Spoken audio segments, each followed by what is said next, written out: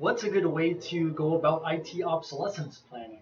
Hey everyone, Alex Moen here with today's BizTech tips. And first, obsolescence planning is essentially planning for when your hardware is going to go bad or need to get replaced.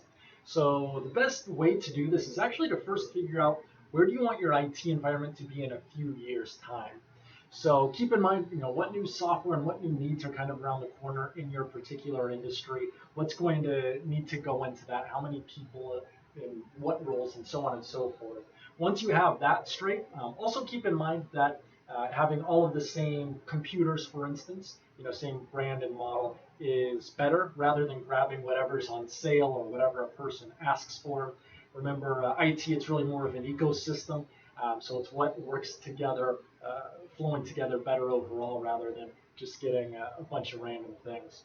So now that you know your perfect future IT environment you're going for, determine when your computers are going to need to be replaced or whatever hardware it is. I'm just using computers for this example. So for business computers, it's typically every 5 years or so.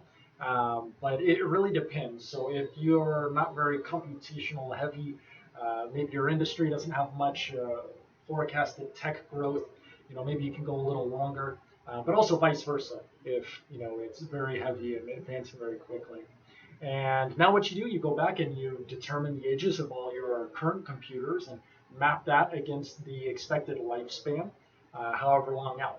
And now this is great because now you can budget for everything that's going on, and you can see even clusters, like maybe you want to purchase X amount of computers per quarter, for instance, because that works for you.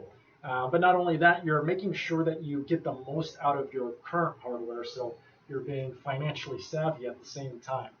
So do you do this? Do you have a better way to handle IT obsolescence plans, or some people might call them asset refreshing strategies? Let me know down in the comments, and have a good rest of your day.